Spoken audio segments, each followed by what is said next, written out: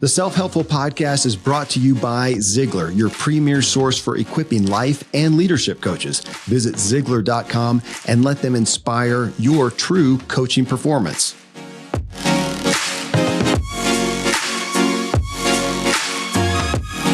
Hey friends, a quick note before this episode. We had quite an audio problem, as you will hear, a big audio degradation that we are unable to fix, and yet we didn't want to just discard the content. We think the content, I think it has value for you. I think you'll appreciate it, but the audio is quite bad. I apologize, and I thank you for your grace and maybe having to turn your earphones up and listen to, ultimately it just didn't pick up our microphones, but thank you. Welcome, everyone, and thanks for joining me as I talk with today's most important influencers, guides, and change makers to uncover what truly drives his ability to heal itself. And it's our muse for this discussion. And the methods he talks about have some basis in science, but require also some faith and some mind expanding, I would say. And I just found enough people testifying to Dr. Nelson and his concepts that I wanted to discuss it more. And when I found people who are, when I find anyone who's influencing lots of other people for the positive, people that I respect, I want to know more. So this is an exploration of possibility, I'll say. It doesn't mean that I understand and follow everything.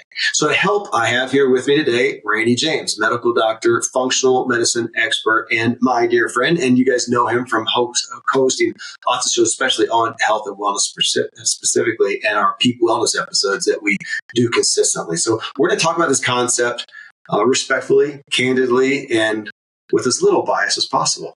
Yeah, you're live, man. You're live. And I will say that you told me that, and I didn't know this before we were doing this, that you did, I guess it's part of an organization, a year or two ago, he was a speaker. That's right. So my experience with Dr. Bradley Nelson, one of the guys that I know quite well is his nephew. And so there was a little bit of a nicer connection there. Unfortunately, this conference was COVID year, so we were online. But I could talk with the guy that I know and ask him some questions. And he also said some words kind of like you did. There's some mystery here. You've got to open your mind up a little bit. And, gosh, look at the testimonies of what works. Well, okay.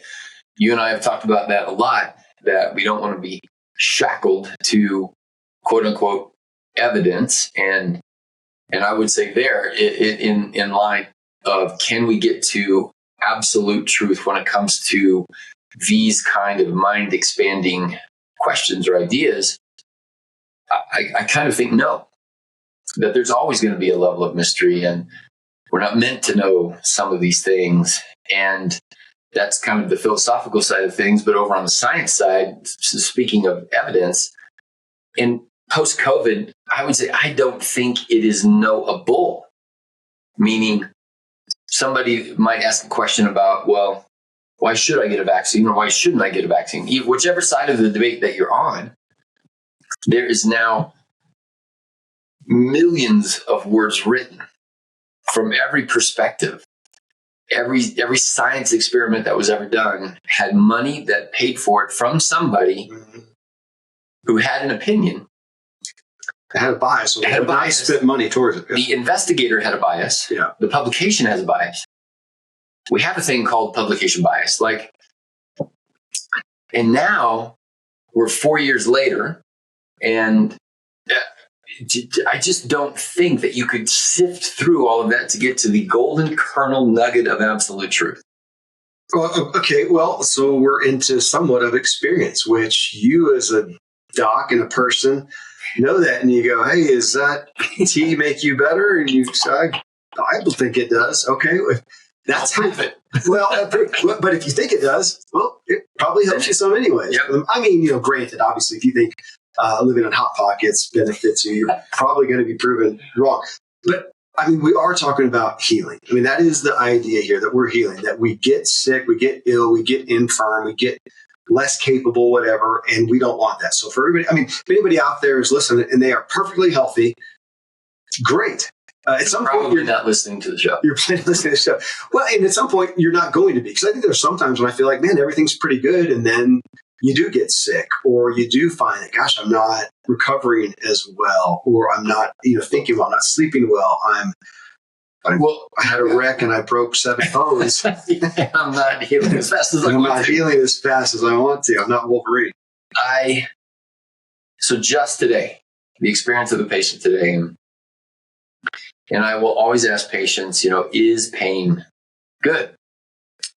Yes. And of course, my doctor taught me about the blessing of pain. The blessing of pain. When I was complaining about it, he said, well, thank goodness you're aware of the discomfort instead of just numb and less capable. That's right. And I'm now playing around with even another layer of pain or symptoms as a part of what it means to actually feel good. Okay. You don't know you don't know hot from cold unless you've experienced hot and cold. Like how terrible it would to have leprosy, where you don't feel anything. You don't know that your arm got cut off, and that's right. You believe you're pain free. You're pain free, but you're not well. Yeah. Wow. As a culture, we have such a hard time to use pain in that way. It's kind of like the word love, right? Like, I love hot dogs, I love my wife, right? Like, it's the same word, and how in the world do we make that make sense? So most people have a visceral response to that idea of pain or unwellness or lack of healing. And it's just bad. Like, get me out of this. Well, what I would do want to say to that point, you would say is good, because on the other side, the thing that I know you feel like you're battling a lot is our cultural acceptance of pain. Oh, that's just normal. You're supposed to have headaches. Yeah. You get a migraine once a month. It takes you out for a couple of days. That's okay. Your PMS is debilitating. Your menstrual cycles. Erectile dysfunction. You name it. We just kind of go, I'm a good coper. It's what they told my dad, Dan Miller, at age 74 or something. They said, you're getting older, dude. This is what happens. What do you expect? And he did not accept the pain. He did not accept the norm. Right. He learned from the pain. Right. I think he took it in. Yeah. He evaluated. He experienced it. He heard an opinion from a normal American medical approach, and he said, "Okay, I'll take that into consideration, but I'm going to investigate why it's there and what I can do about it through other lenses." And it served him well. And he ultimately came to you, got out of most or all that pain, and said, holy smokes, I have a new lease on life. And he's, whatever he was at that point, 75. He says, man, I'm planning out my next 20 years. Yeah, I love that. With excitement, which he's still doing today. Okay, so here we are, traditional medicine. Again, we're not here to diss that. It is great. And Brad said this too, Dr. Bradley Nelson. He said that it's great for fixing things when they're broken. Yeah. When you're broken. I'm glad I had the ER to go to with my 7 broken bones, my collapsed lung. They're good at managing, illness and sickness. They are terrible at prevention. And I would say for the most part, healing. Now, obviously, I can go to physical therapy and whatever and get healed, but that's a broken bone. That's different than a pathology that's grown over so many years. Now it's manifested, and to actually bring you back to healing, not just give you a drug to go, okay, now you have high blood pressure or type 2 diabetes or whatever. Here's a drug to manage it, as opposed to going back and going, can we take care of this? That's not what traditional medicine does. It doesn't speak to that. It doesn't. Even when they speak to healing or fixing broken things, right now, I don't care if you have the best orthopedic surgeon or whatever in the world. Who's healing your broken scapula? Me. Yeah. The body. A lot of people heard that and they go, no, God. Yes, God through me. God built the body. God built my body. Heal and so itself. It's my body, and it's the cells in there that right now are getting rid of all the junk from the inflammation, whatever. They're rebuilding. That's right. Slower than I want. Rebuilding stuff. Giving you signals of pain that help you to not go do another thing to hurt it while it's healing. Yeah. So even when you say, well, they're good at managing things, I say, wow, okay. Right. But an antibiotic does not heal your illness. It can help prevent an overwhelmed immune system. It can initiate the process a little bit faster. But even if we take a classic ear infection or pneumonia, you're going to heal unless you're the old. And you tip over to death where it overcomes you. But at some point, death will happen. Yeah. And so, but I get frustrated with, there's one, it's kind of the functional doc, and he keeps saying, I can do this in your body. Like, I'm going to do this and this will happen. I'm like, hey, there's just a layer of hubris in there that you are doing anything in anybody else's body. Well, he is a doctor. That's right. If you're a doctor, his right to say that. There is, yeah. And there's a time and a place when you want a scalpel, when you do need pins. My wife broke her bone. She got pins put in to say, hey, look, you're going to be sporty in the future. You're going to fall on this thing in the future. And in his opinion, it was like, it's added sport. We don't have to put it in there, but we can pay for it. And maybe that's okay. Well, I go in next week for x-rays to make sure, do we really not need a pin in this clavicle that's sticking up out of the skin? Okay, so that's the fixing aspect. Now, most people listening to this are doing a lot of the right things. That's what we talked about with Brad. This audience is primarily trying to eat well, trying to sleep well. They're trying to do some exercise. They're doing better than the norm out there. And then there's these issues. And you know that. That's the people that finally come to you. Man, I'm doing everything. I'm actually pissed off now because I've invested so much time, so much money. I've seen these docs. They say, yeah, your blood work looks okay. You're not dying yet. And I don't feel well. I'm not rested. I got brain fog. I'm having a hard time with critical thinking, or I've got these aches, or I've got these pains, or my back keeps going out. I mean, you know that. And then they're coming with big money and they're looking for that. And you're looking at, okay, what do we need to give the body that it needs or take out of the body that it's not getting so that it can do its job and heal? And you're in the world of functional medicine, which there's some traditional medicine. So as we look at Bradley's, body code and him saying, your subconscious mind can do this and you can tap in and it sounds woo-woo. You've got traditional docs. I'm going to put you in the middle. Saying with you, as you're going like, well, let's get to the root cause and look away. And they're going, what? What is it? Because as you talked about, how much of that type of preventative teaching was taught in med school. Yeah. I mean, a day or whatever it was. The idea is mentioned, but the way I would say it is they might even say, yeah, we teach that. We teach prevention or whatever, but the action item, the practicality, where the rubber hits the road is surgery, medicine, procedure. Mm-hmm. Like a mechanic, you're taught to fix the car that comes in broken. And God bless that. But we've missed the here. How do you keep me well?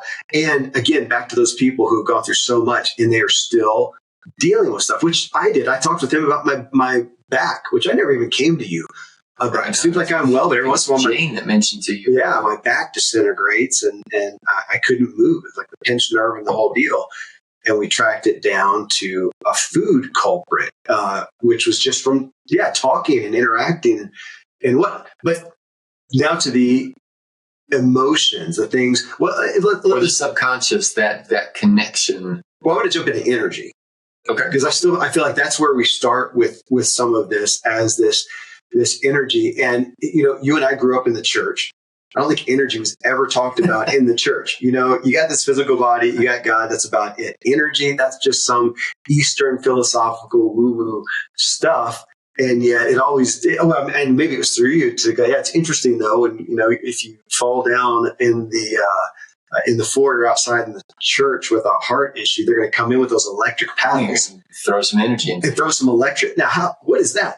Well, that testifies to the electric. So in looking at that, and that's what he's saying, is that we've got this electrical currents going through, and when something goes wrong. Let me throw another preamble in there. Yeah. So what do you think the answer is to the average person on the street if I say, would you like to have more energy? Yes.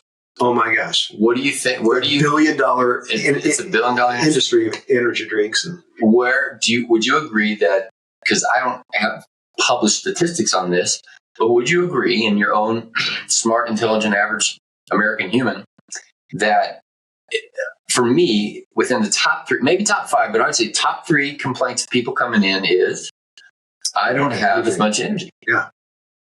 Okay. Now God bless them for doing that, because everybody else is just going, it's just life. It's aging. Yeah, they're just expecting it. Yeah. It's a mindless, or it's an unawareness of the fact that their energy is low, and they just say, it's part of life. I'm getting older or whatever. Okay, now here, okay, so everybody knows what we mean if you say, "Oh gosh, I just don't have the energy I used to," or whatever, or medically, it's a complaint, and they want to know about their thyroid and this and that. How do you measure energy? I have no idea. Yeah, there is no subjective. It's a total subjective. Got it. Today I didn't have a crash after lunch, and yep, it's completely. So as we begin this conversation, and this is one of those, as we're kind of collecting thoughts about things we'd like to ask Brad about, what do you think about this? One of those is when people come in and they say, okay, my energy is lost. Okay, wait.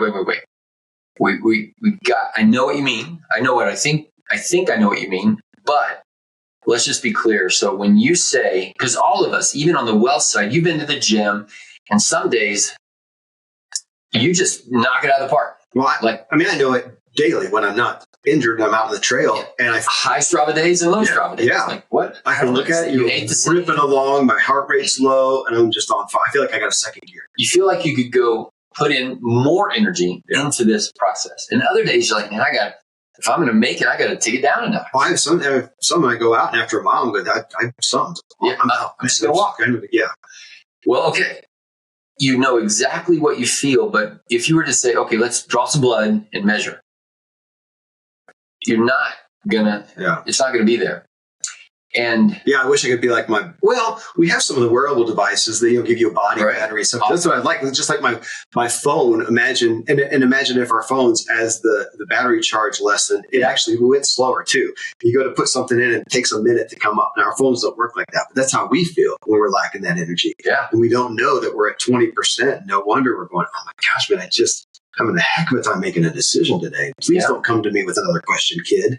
And whatever. Yeah. But what you don't mean is kilojoules per meter squared of the sarcomere of your bicep as you lift a weight. Yeah, I don't understand anything you said. Yeah, right. Because that's physics. Right.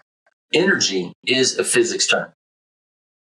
Even Einstein failed at trying to define energy. Okay, Brad said that. He said that literally. Oh, wow. He said that, and he did get into your realm of quantum physics. Yeah. I was glad he didn't go too far because I'm lost. I mean, I get conceptually, but holy smokes. Yeah, but he...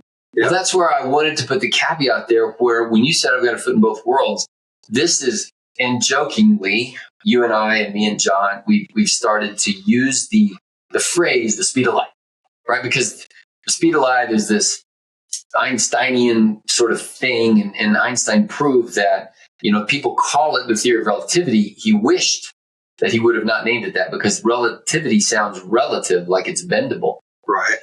But he said he wished he would have called it something along the lines of the theory of non-relativity, or the theory of non-bendable, because the speed of light is a constant. The theory of non-controvertible speed of light. Okay. In fact, the speed of light is so constant that time and space bend around it. They are relative. Time and space are relative, not speed of light. Well, whatever, right? Like here we are living in our world. But when you get small enough, you are now into speed of light things. And this is in your brain. So that foot in both worlds, kind of like the speed of light is wave and a particle. It's this impossibility of existence. It can't exist. And when we get small enough, impossibility is the norm. And we make movies about it. Ant-Man. Oh, right. Quantum yada yada, right? Like it's all, it's intriguing. And we make movies about it because it's just mind-boggling. Well, now we're talking about Dr. Nelson and Joe Dispenza and all these other guys that are in the realm of the mind and thinking. And okay, what do we do with that? And the power of the mind. I do want to say, because we have, including us sitting here, people who have faith beliefs, and that you and I don't see these discussions of personal power, energy, whatever, outside of the possibility of God creating that. That's what we would put faith in and say, yeah, God created your body, created energy, created your ability. It does matter what you think. I mean, that's up to you. What I decide to think, I put my faith in God, but what I think is on me. And if he created a body that responds to my thinking, which of course it does, And we all know that. We all gotten frustrated if you have kids who are sitting there whining and griping about something or acting, whatever, and it plays out. We're like, get that chip off your shoulder, or we talk in these ways, but we don't get literal about it when it comes to our own well-being. And on the aspect of emotions, that's one of the reasons I had him on the show. I mean, you and I have talked so much about, and I bring it up constantly, diseases of despair. Mm-hmm. That term, I don't know when it started. I didn't know about it till like a few years ago. And certainly the post-COVID hockey sticking of those things and our awareness and mental health issues is way more than it was. Yeah, so going from heart disease and diabetes and these things that we would say are primarily lifestyle-related issues, what you're eating, what you're not eating, how you're sleeping. And we do have, it's saying anxiety, okay? Anxiety, that's a thought. That is a thought, and we're looking at these things now. And we could say, so those were lifestyle issues. I just thought of this word. We could say diseases of despair or anxiety or mind-style issues. And that's what actually better. Mind-style. Mind-style. Good word. Versus lifestyle, because lifestyle means what you eat, exercise. Let me get a trademark on Mindstyle. Somebody probably already did it. If we look up Mindstyle, there's going to be a .com. Yeah. Okay, that's great though. Of that, as we look at emotion. So here's this in chronic. I mean, this is traditional, even in traditional medicine. If you go into chronic illness and disease, they now have a category. I mean, have they always, or we just? It seems like to me, it's kind of diseases of despair. Well, so right along with for a long time, there's been the DSM, the Diagnostic and Statistical Manual, that psychiatric physicians. If you go back 1,000 years with Hippocrates and those guys, okay, like there was diagnosis of insanity or this or that or the other. So we've always known that. There's always been blueness or melancholy. It was called I'm down. It just feels like a more tangible category that now, along with heart disease and autoimmune issues and diabetes and all that, we now have diseases of despair. And we have, whether you call it apathy, numbness, depression, on into suicide. These are diseases of the mind, mind-style issues here. And so to come in and say, gosh, so do emotions have a play in this? Well, how can they not? How is that not irrefutable? Yeah. So to have him come along going, okay, we got to root out those emotions. How do you do that? The only way that I've ever conceived of that for the most part is therapy, I guess. You go talk through that and go figure out what happened in the past, what's happening now, and work through that. And he's saying, can we get in and release it quicker? And I didn't use this analogy to him. Does it resonate with you? So I have a daughter, my daughter Autumn, who does therapeutic massage. So she's going to go in, man, I got an ache right here. It's really tight. And she's going to go in and, with her thumb or her elbow or whatever and try to work that out. You have a chiropractor here in your office, Stefan, who I just talked to as he's having lunch, who used to do that and, snap and crack and as a chiropractor and, massage, you can put that in there too. And he does dry needling. He goes in there, discerns where that spot is. Where is this pain emanating from? Because it may be 2 feet away from where you're feeling it. And he's going, gosh, I'm tracing it back here. There's a tight core, whatever. He goes back there, takes a needle and goes in there, goes, pop. Fair? I mean, the kind of needle sends a signal. Sends a signal and it releases. By the way, a signal of energy. Okay. Right. And even that, as I kept digging in and asking him, like, I don't, how the heck can that work? And he's kind of like, I don't know. Did it feel better? Well, yes. And okay, is that mine? Is that a placebo effect? No, I think it's one of the most amazing things. So in that, I was kind of thinking, is that, with the body code, with the emotion code of going into figuring out where are these emotions tied to, and then going in but as an option to also therapy, consider that we can go in there and release that from an energy. I was going to say displacement. I don't even know if that's the right way.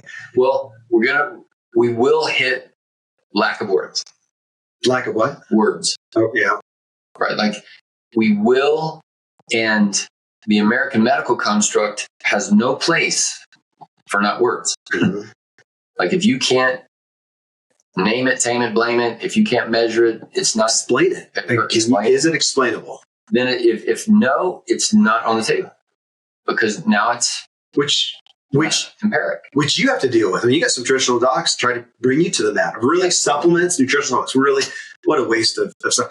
And can you go in there and prove, Dr. James, that I'm better today because I'm taking my probiotics, my fish oil, my multivitamin, my vitamin D, whatever. Now you can work with me, do my blood tests. Right? Like if your vitamin D is a whisker lower or a whisker higher, is that related to how fast your bones are knitting together or not? Or whether you are in the mood to lift a weight or not, or in the mood to have a good day at work on a Monday morning, or to put your mind style in the right way.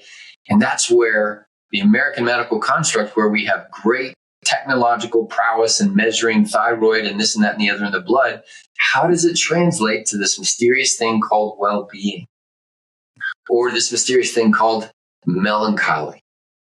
And understanding emotions. So can I share anonymous? Well, it is anonymous. I don't know who the lady was. You literally had a lady in here today. So you're on the other side of the wall from me as I'm doing this. And you're talking to her. She's 71. Yeah. And I don't know what her pathology is, why she's in here, but normal American 71-year-old self. So she's declining, and whatever. Yeah. And she tells you about her living conditions. Yeah. And she herself said, I know my main problem is I got to get out of this house. She's got roommates. They're vitriolic to each other, even to the point of calling the cops. So I'm like, well, I agree. 7 years old. There's enough conflict with her elderly roommates in some place that they're calling the cops on each other. They're fighting it with each other. Oh my gosh. And it should be on TV. And what is that doing to her daily emotions? And we can date this anybody. People have this right now, and they have it in their home with spouse, kids, family members. Yeah. They have it in their neighborhood with a neighbor. They have it at work with coworkers or a boss or employees or whatever. And they're living in this. And I think, Brad, what else? We have it within ourselves. Like you and I talk all the time about, we're not very good at self-love. We're really good at self-loathing. Yeah. So even outside of somebody else, I can be my own self. Be your own worst. And calling the cops on myself because I am terrible. I'm the worst of these. Thinking of you in Fight Club. Fight Club. You're going to go out and wreck your bike again. Wreck my bike again just to go through steal something. Or we're worried about finances or whatever, and these things are eating away at us. And it's mental. We're worried about our finances, wondering if we can make the car payment. Somebody else is worried about their finances across the world, if they're going to eat today and not starve to death. And not to minimize, but it's in the mind. It is a mind. It's the mind side. Not to minimize and not to maximize, but I also want to throw in there, because you threw in sort of the negatives. There's another guy who graduates from college, and he's just angry that his dad didn't get him a Porsche because he felt like he deserved it. Yeah. And whatever, like that level of stress could be the exact amount of stress for the guy that can't feed his family. Yeah. So because back to the mind. It's in your mind. So to look at the emotions and what do we have? Well, what do we have in traditional medicine to deal with emotions? We have meds. That's what we have. Meds, and I would say some talk therapy, cognitive behavioral therapy, and that's a part of. Yeah, but if I go into the doctor today and I'm just overly, if you say those words, it will be. I'm going to get medication. Yeah. And I would do that too. I would say you would if it's acute. Sure. Yeah. If you say the word suicide, if you say I'm at risk to myself, or I'm going to go kill somebody or something, we ask the questions to see, well, how far on that spectrum are you? And if we're in danger of, imminent consequence, use a medicine. That's okay. And so you're going to take that person and you are going to look, and my gosh, let's fix their environment. Let's look at what they're eating. If they're living on terrible food, all these things add into that. But then you've also experienced somebody who's got all those things, let's say theoretically, pretty well covered, and they are still, their mind is not in a good place. They have. Who's a good example of that? Is our health coach. So I won't say her name, but here's a person who, over the course of 45 years of life, was about as perfect a diet as you can, about as perfect of exercise, about as perfect of sleep, of a stable family, graduated 4 kids into very nice colleges, and then breast cancer. And it's like, how do we explain that? I did everything the right way. And then, even as the answer was becoming available in her own mind, it took her 5+ years to accept that the likeliest, biggest reason for what happened in this mystery that we call cancer was the fact that she was too perfect, too focused on her lifestyle, too focused. There was never the moment of true Sabbath, true rest. So her body didn't get... It's almost like an anxiety aspect around it. Yeah, an over concern. She didn't have panic attacks. She didn't walk around saying, "Oh, I feel so anxious." She's just hyper concerned about nutrition, about exercise, about getting to bed on time, about raising nice kids, about all of those things. And by all accounts, according, averagely in America, very successful.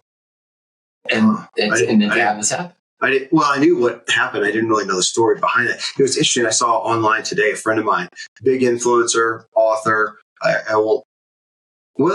No, he put it on Facebook. Why can't I share it? It's Brian Dixon. This is the guy's name. I had him on the show. His book about people, Brian Dixon, posted on Facebook today. And he's a guy who's out there to help people. That's what he does. He's got a lot of people, influences a lot. He says, "Guys, I want to let you know, I had a panic attack. So here I am." He says, and I just read it briefly.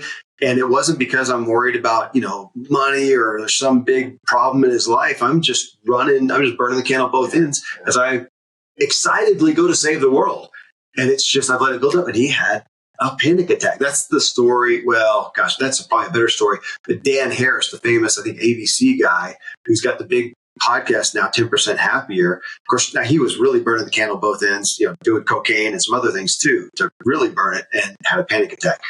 But again, back to, it's something in their mind. I mean, Dan Harris, he was living the life, man. He's a celebrity. He's got money. He's got everything. It's all of us. All of us have that. A different patient today, same thing, got offended at me by saying, I kept saying, "But you were spending too much effort and time doing," and she said, "But I had to." It was kind of like Kevin Miller saying, "I like a white water." And in her case, I'm like, I know you had to care for your family. It's not like you're going to kick your son out of the house on Skid Row. But wouldn't you agree that you could have thought about the task at hand a little better? Yeah. With a little less weight, gravitas, stress, whatever. And now we're into that subconscious that Brad talks about and Joe Dispenza talks about, and so many people in the mind-body space, which is not in normal American medicine because it's not measurable. It would be called counseling or therapy. And I would say the mystery there is a physical aspect to that space. And that's his point. Yeah, that there's an energy block, that I took that trauma, let's call it a trauma, that fear, that anxiety, whatever it is. I took that thing, that pain, back to your thing of pain. I took a pain in my mind. It may not have been a pain to somebody else, but it was to me. It is what it is. And he said it can lodge in there. And so you've got this electric circuit and you've got something in there that's shorting it out. And it's manifesting itself as migraine or a back pain or a whatever that nobody can discern. Can we go in there and surgically dislodge it? Surgically dislodge it, or with a magnet or something. A word or a thought. Yeah. Or he talks about these physical swipes from one human to another, even, which is interesting because I believe that. I mean, I have energy in me. I'm on my hand on your leg. There's a interaction. Well, your hand is warm. Yeah. That's energy. Yeah. Well, and I'm to the point now through the research of going also, if my energy is dark, that over here I'm harboring a fear or something I've done. Yeah. I'm doing something bad and I know that I touch it. Should that affect you? Yeah, it should. I mean, it makes every sense that it would. So one area of research here, do you remember HeartMath? Yeah. So the guys that developed that, they would say it like this, that everybody has an experience, especially back in, for me, it was college, right? Like there's that one dude, and when he walked into the room brightened. Yeah. Yeah. And there's also that one guy, when he walked into the room darkened. Yeah, totally. I would hope everybody's experienced that. Most humans probably have, right? But you'll never, ever be able to measure whatever that is. Mm-hmm. But it's a common human experience. We should, because we know it in and of ourselves. I know when I'm coming into the house and I am not well. I am not. It's usually when I don't want to talk to anybody, whatever. I probably shouldn't because I'm bringing crap. And if I can't get rid of that, I should just say, guys, I can't. I'm struggling. I can't get out of it. I don't want to infect you with it. I need to go to my room. Right. Which you can, but you can't if you have a 2-year-old. Well, fair. And that's where the rub then hits. But and then go to the other side, the times when you feel, oh my gosh, I just won the lottery. Yeah. I'd love to be around. We should do that. It's like forest bathing, going to the forest bathing. Somebody who's just gotten something really great happen. They won the lottery. They got a raise. They got married, whatever. We should go rub them. Yeah, they should charge $50 to come hang out with me. Come get a part of my energy. Because it's just happy stuff, unless you're in a dark place and then you don't want that happy crap. And you got to pay me. That's like that'd be like the two opposites of the magnet. Those aren't going to go together if you don't. That's right. And so all of humanity knows some of that story because we've all had negative people, positive people. That's right. And that's what it makes sense. The stuff, there's enough. There's enough smoke here. Yep. There's enough. Yeah. I would like to use the word resonate because that's energy. Okay. There's enough synchronicity here in the wavelengths of whatever that is that there's a synergistic, you know what? Yeah. I perceive that. Mm-hmm. And that smacks of truth. Okay, can we take that into the literalness of like his muscle testing stuff? Because you and I were talking about it yesterday. You struggle with that. Okay, before we get into the what's hard to take about that, does it make sense? I mean, we know that from a physical standpoint, if I am an Olympic athlete and you're my coach or you've invested in me to win the gold medal, do you want me thinking happy thoughts or negative thoughts? Yeah. I mean, we know. Do you think it matters to my performance? I mean, of course. Yeah. And so that's a form of a muscle response. That's a form of a muscle response. Now we think about that just mentally, but it should come out that if I'm going to go for a deadlift, let's make it literal. I'm the world deadlift champion or whatever, and I'm going to go for it and do whatever they do, 1,000 pounds. I have no idea. That if I'm having negative thoughts, if I can't lift it, if I get a call from my wife right before that, she says, "Honey, I'm done." Am I going to lift my best or not? Chances are my body in my mental turmoil is going to respond, and my muscle will literally not be able to pick that up to that great degree, which is why we're over there going, Arnold, you're the best. You're the strongest. Yeah. You're the stuff. And you do the best because it relates there. It makes sense. Now, it's hard if we're standing here and you go, okay, Kevin, hold your arm up. Like this is part of the mush code. And how does your gut feel? Is your gut well? And I say, yes. And, you feel the pressure. Or I say no. And you feel and obviously you're thinking, yeah, but am I trying harder on what response? Right. That's fair. Technically though, it seems like it would make sense. Where you and I get hung up is the consciousness. Yes. Because back on Arnold and lifting, when you get bad news and you perform less bad, we're kind of theorizing that's in the subconscious, and it relates to your muscles or your performance. And some you don't run as fast. Well, by definition, subconscious means you are not and cannot be aware of. But then you're testing it through a conscious effort. Yeah. And if one of those guys could just show me the neurological connecting points, and here I'm getting very concrete, and they're saying, we don't want you to go concrete. This is the mysterious, energetic something or other. And so, like we've said many times, I believe that Dr. Nelson has helped a lot of people through these ideas. And he, at least according to your testimony, said, yeah, I don't know why. There's a mystery here. And I also believe by evidence that the American medical concrete construct cannot help everybody because that's pretty evident. Yeah. So how do we go into this? Well, and I would say you've had patients that have fallen in here that they seem like they're doing everything. They're doing what you tell them to. You've done yours. And I mean, we have mutual friends and some that are still struggling. Yeah, still struggling. And I would say, my gosh, read this book. Uh-huh. Tell me what you think. Try it. Often, I would say there is, again, today, one of these, long-term just chronically not quite right, done this and that and this and that and this and that, looking at me like, well, if I take this medicine, this is going to happen. I'm like, Nancy, I don't know. You're asking me about the future. But what if we did it this way? And in fact, in her case, I suggested light therapy, which I think is very close to kind of what we're talking about here, because light is energy. I looked at that. Yeah. We need a whole show. There was a guy, it was 5-6 years ago, we had a guy come in with the red light therapy, where you take this pad and run electric pulses in different wavelengths and different frequencies. Which frequencies? That's a big word of grads, and it's supposed to speed up healing. Yeah. There's a little bit of overlay that. Yeah, you're right. Our friend Patrick, he also talks about frequencies, and just that's what I meant by resonance. Okay. This is a resonating frequency, and the good apple walks into the room versus the bad apple. There's a room full of frequency. Yeah.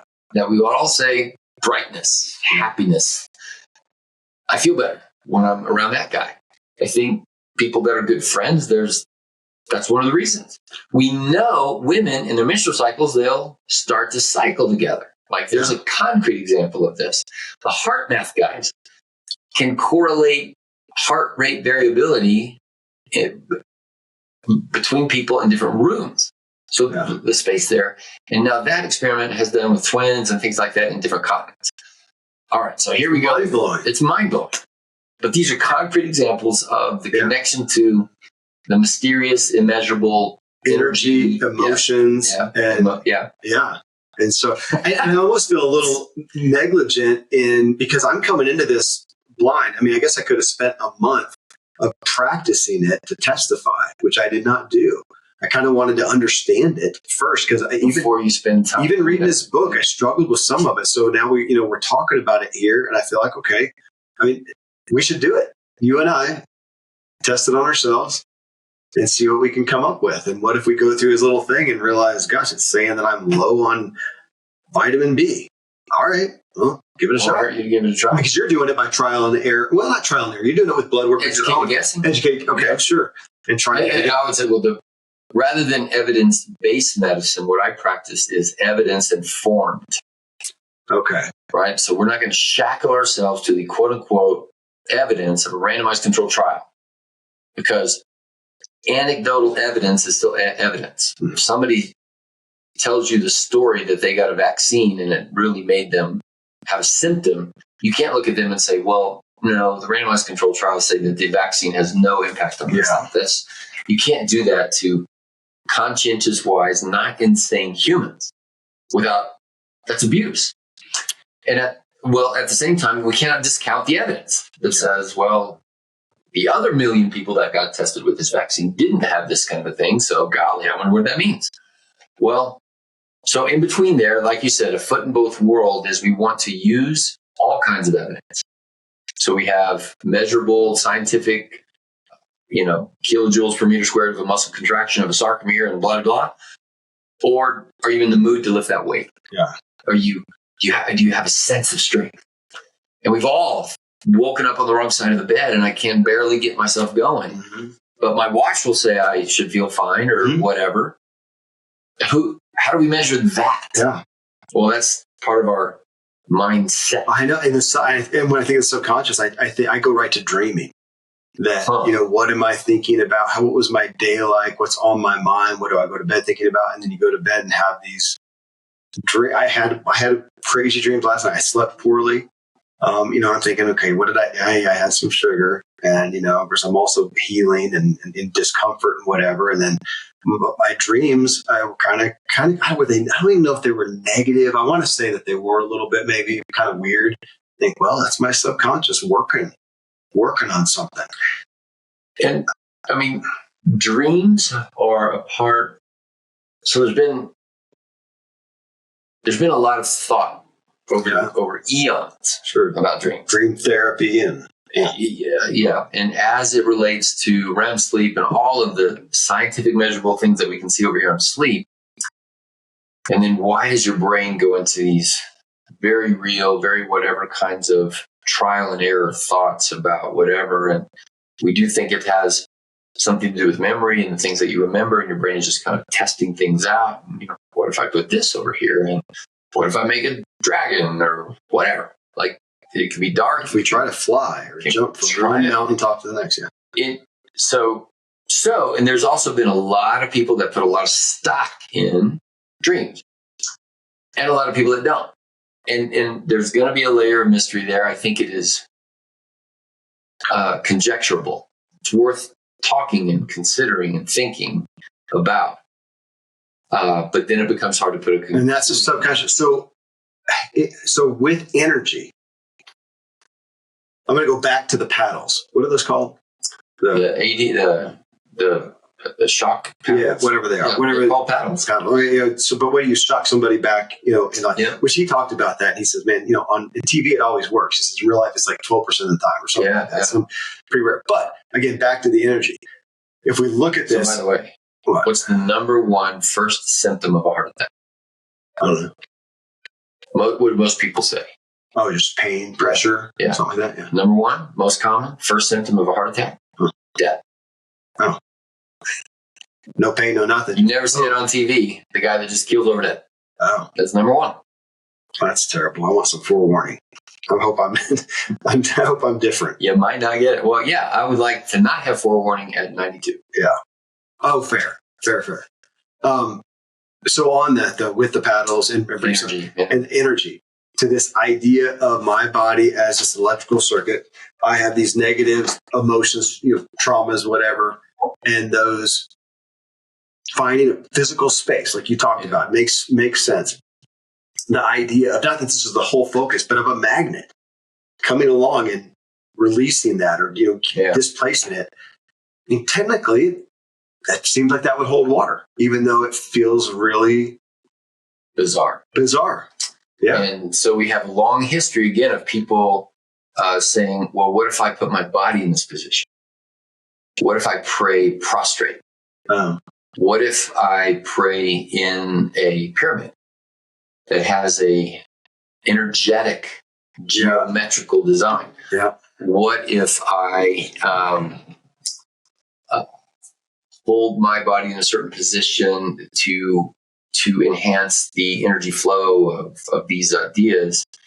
And so we have a long history of people doing these kinds of things, and some would purport success and others not so much. And the American medical mindset came along after Louis Pasteur, and we, no, illness and melancholy is blamed on bacteria, and we're going to take an antibiotic, and the pendulum swings one way or the other in all of these areas. Yeah.